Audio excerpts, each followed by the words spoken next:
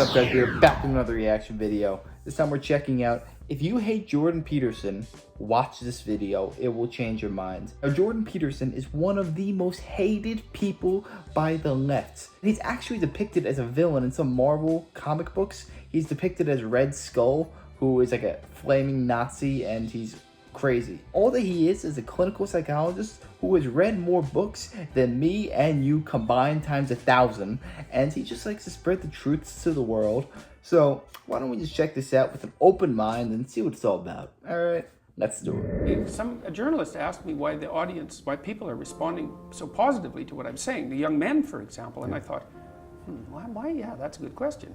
He says, well, I'm actually on their side. I'm really happy that they're not wasting their lives. I'm really sad to see that people are disenchanted and nihilistic and depressed and anxious and aimless and perverse and vengeful and all of those things. It's terrible. And then to see people question whether that's necessary and then to start to rise out of it. It's like, it's so fun. Like last night I was after my talk, it's overwhelming. He's getting emotional, you can just tell. I don't usually think about these things, but I was after my talk last night, and so all these people line up, and they have their 15 seconds with me, and they're kind of tentative. They're excited and attentive when they come up to talk to me, and then they have 15 seconds of time to tell me something. I'm really listening to them, and they're hesitant about whether or not to share the good news about their life, and I think it's. Let me just pause for a second. Let me pause it for a second. Young men and men in general are being attacked right now today like no other. Depression, suicide, all these things are skyrocketing, and you have to think why. Men are taught today to be ashamed of who they are, suppress their natural instincts. Jordan Peterson is just trying to stick up for them. Let's keep going. When people share good news about their life, people don't necessarily respond positively. They don't get encouragement. And people need so little encouragement. It's just unbelievable. And so they'll tell me something good, and I think, oh, that's so good. Somebody says, oh, I'm getting along way better with my father. I hadn't seen him for 10 years, and now we get along. It's like, God, great. And then the power of that, you can't overstate the power of that for individuals to get their life together. The individual is an unbelievably powerful social force. media. And Social media is causing this in my mind, because if you're a woman, I don't care how attractive you are or not, you could have DM or someone interested in you like that. Because men, we don't have that. I'm a man. If you get a compliment like once every 6 months, you remember that. And that's at the forefront of your mind. A lot of these females, they have thousands of people in their DMs. Every 5 minutes, 5 seconds, people are DMing them. They have constant attention. The balance is skewed. Men don't have any attention, and kind of like suppress a lot of natural emotions, and you start feeling bad about yourself. A lot of these people, like motivational people, are trying to empower the man, give him confidence back. There's an agenda against men right now, and you can believe it or not, but it's just true. The person who gets their act together a little bit has the capacity to spread that around them. It's a chain reaction, and so it's a lovely thing to see. And that's fantastic. Our daughter ended her life at 24 due to depression. If someone is determined to end their life, how can one change their mind? Oh, well, first of all, I'm very sorry about that. That's a terrible thing. Look, I had this friend, You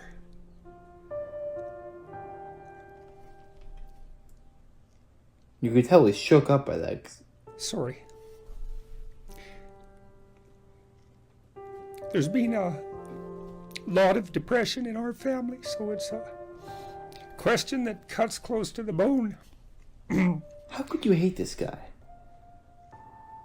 Anyways, I had this friend, a friend of my parents, and her granddaughter committed suicide, She was just beating herself up about that. What could have I done? What could have I done differently? This is the problem with suicide. It leaves everybody behind thinking, oh my God, what could have I done? I could have treated the person better. I could have listened. I could have been there. It's like, and she was just beating herself up about this, really feeling that she wasn't a useful person, that she'd failed as a grandmother. She's a really good person, And so I went for a walk with her, and I said, and she's married and she likes her husband and he's a really good guy. And I said, look, you're blaming yourself for your granddaughter's suicide. It's like, are you blaming your husband? Are you sitting him down and telling him what a useless bastard he was as a grandfather because his granddaughter committed suicide and how he failed completely? She said, no, I'd never do that. So I said, well, don't do it to yourself. Our harshest One of the critic things is that has just ourself. blown me away in the last year, because I've talked to lots of people live, but also lots of people online. But it's more obvious live, and it's obvious in this theater as well, is that I've gone around and spoken, and a large proportion of my audience has been young men, under 30, something like that. And I've spoken to them a lot about responsibility. And what's so odd about this is that of all the things that I've spoken about, because I can see the audience and I can feel how the audience is reacting, because I'm always paying attention to all of you insofar as I can manage that. So I get some sense of how what I'm saying is landing, which you have to do if you're going to speak effectively to people. And what happens is if I talk about responsibilities, everyone is silent, just like they are now. Silent and not moving, right? Focusing, attentive. Say, pick up your responsibility. Pick up the heaviest thing you can and carry it. And the room goes quiet and everybody's eyes open. And I think, that always makes me break up.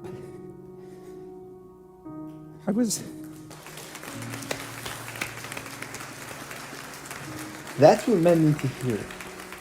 It's not going to get easy for you. Do the work. I don't know why. I was speaking to an English journalist today who was Build write yourself an up. article in Spectator magazine, and I was talking about this, and at the same point in the discussion, I had the same emotional reaction. I don't really understand it. I think there's something about it that's so crucial, because we've been fed this unending diet of rights and freedoms, and there's something about that, there's something about that that's so pathologically wrong, and people are starving for the antidote, and the antidote is truth and responsibility, right? And it isn't because that's what you should do in some I know better or someone knows better for you what you should do sense. That's the secret to a meaningful life, and without a meaningful life, then all you have is suffering and nihilism and despair and all of that, and self-contempt. And that's a great point. Because say you just get in from a hard day's work of, like, let's just say physical labor for whatever. Say you're just shoveling. You shovel an entire driveway. You get inside. You're feeling good. You accomplish that. Like, you're thinking to yourself, like, okay, I have a purpose. Like, I'm doing good. If you were to just sit inside and have someone do it for you, you'd be thinking to yourself, that's when those thoughts tend to kick in. Oh, like, I'm worthless. You know what I'm talking about? You need to always just put in the work, and a lot of these thoughts will then disappear because you're not giving a hard day's effort. So it's necessary for men to stand up and take responsibility, and they all know that and are starving for that message. And the message is more that that's also a good thing, to stand up and take responsibility, because you're cursed so much now from when you're young with this notion that your active engagement with the world is part of what is destroying and undermining the planet and adding to the tyranny of the social systems. It's like, how about not so much of that, hey? Because it's too soul deadening. It's anti-human, we are being right conditioned. To the core. My sense instead is that, if you were able to reveal the best of yourself to you in the world, that you would be an overwhelming force for good. My primary motive as a clinical psychologist and educator is to help individuals live more meaningful and productive lives in harmony with their families and their community. That's my motive. And the evidence for that, I think, is, well, if people go online, and first of all, you can watch the lectures and decide for yourself, but you can also go, I suspect probably maybe 250,000 people have commented on the lectures and their effects on them. And so that's what people say. I'm watching the lectures. Yeah. I'm trying to develop a vision for my life. I'm trying to become more responsible, and it's really helping. And that's what I hear all the time when I do these public lectures, which aren't political. But when That's the thing. you People try and undermine and demean him. Oh, he's just a political right-wing hack. No, he's got a huge audience, and you can see why, because he's giving a voice to those who don't have a voice today in society. The harder times get, the more people are going to want men. And we're at a point in society where like weak men, or whatever you might call them, Mark Zuckerbergs of the world, 400, 500 years ago, they would not have like the power that they have now. It would be the strong warrior type. But the further that we stray from like our primitive instincts, just the weaker the men will get. That's just a fact of life. We set our ambitions higher. I mean, what is your end game? What do you want? That's all. That's what I want. I want to help as many individuals as possible become more courageous, more truthful, and more engaged in the pursuit of individual, familial, and social harmony. That's what I want. You're pursuing what is meaningful. I'm pursuing, I believe that to be the case. It's certainly meaningful to me. I mean, there isn't, everywhere I go now, it doesn't matter where I land, in what airport, or if I walk down the street, 3 or 4 people will come up to me and they'll tell me, I was in a dark place, I was anxious, depressed, nihilistic, drug addicted, alcoholic, homeless, in jail, you name it. Bad relationship with my girlfriend, bad relationship with my parents. I've been watching your lectures or reading your book. I've been trying to tell the truth and get my life together, and everything is way better. And so then you think, well, if you could have what you wanted and what would be meaningful, you imagine you could go anywhere in the world and people would come up to you that were strangers and tell you that. That's as good as it gets. I read the story. He's fighting for a noble cause. It's not a biography, if I remember correctly, of the captain. I might be wrong about that, but I've got the basic story right. Well, they had a shipwreck in the Antarctica. And then they were there for a whole year in the Antarctica, you know, and none of them died. Not one. He didn't lose a single man. Not one. He kept their morale high. And then they took this boat that was on the ship, and they crossed like 400 miles of the roughest ocean, the roughest frigid ocean in the world, right? You don't go in that ocean. And then they went to an island, and they walked across the island, across these mountains that no one else has ever climbed since. And they went to the city on the other side of the island, and they got a boat, and they went and rescued their compatriots, and everyone survived. It's like, Endurance is the name of the book. You read that book, man, you think, wow, people are really tough, you know, and it's ridiculous. So who knows how tough you are? And maybe you find out by going out to find out how tough you are, right? So you take on a challenge, one that you think you can master, it's just a bit beyond your grasp. And you master it, and then you're a little tougher, and you think, hey, that worked out pretty well. And so then you're more of a monster. And then you go out and you find another challenge that's even bigger, and you think, well, maybe I can do that too. And then all of a sudden you can, and you get a little bit bigger, and God only knows what the limit is of you. And you find out by pushing yourself against the world, and of course that's what Abraham is doing. And so, see, we're very pessimistic, us modern people, you know. We're pessimistic about humanity, that's for sure. Dismal, wretched, planet-destroying, cancer on the planet, right? As the Club of Rome described us so pleasantly back in the 1960s, you know? And I don't know, maybe we're ashamed of the Cold War. Maybe we're ashamed of all the destruction in the 20th century and the hydrogen bomb and the, you know, the continuing catastrophes of our societies. And we're deeply ashamed of that and ashamed of ourselves personally. But it's a hell of a thing to, you know, call us a cancer on the planet. There's just no excuse for that, because what you do with cancer is eradicate it. And I don't think that that's a very noble motive, personally. And I think it says a lot about the people who would use such phraseology, that they would dare to conceptualize humanity in that manner.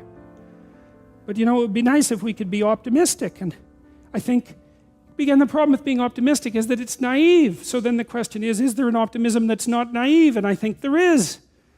And the optimism that's not naive is in just a visualization of how strong people can be. So one of the things that I tell people, I've told my students in my class in Maps of Meaning, here's a goal.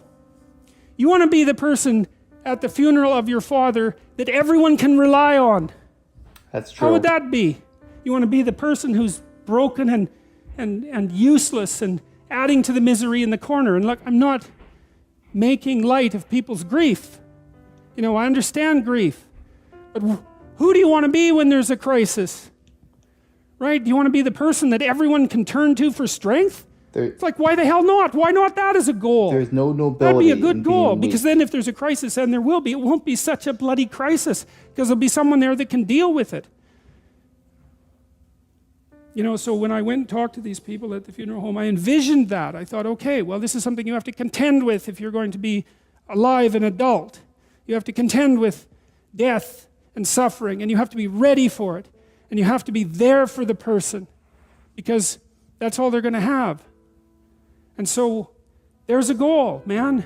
And in this time of nihilism, you know, it's what's the point of life? People ask. And they're taught that at universities. What's the point of life? Everything's interpretation. Humanity's a cancer on the planet. You know? Well, how about no? How about not that? How about that there's something to us? I could not have said that better myself. When the Titanic happened and the ship was going down, who got the life rafts? Who were the ones surviving? The women and children. What did the men do? They stood there and gave it to them. Did they want to do that? No. Absolutely not. What sane person would want to die with a ship? The men needed to be stronger, and they needed to do the right thing. And they knew in their hearts that they had to let them go, and they had to die on the ship. Society is trying to demasculate men, and that is not going to do anyone any good. And I just gotta say, if you hate Jordan Peterson after watching this, you need to just reevaluate things in your life and take accountability, because he's just a good guy that's trying to spread a positive message in the world. But anyways, I hope you guys enjoyed this video. If you did, make sure to smash that like, comment, subscribe. Let me know what I should react to next. I'll be happy to do it. And have a great day, everybody. Take it easy.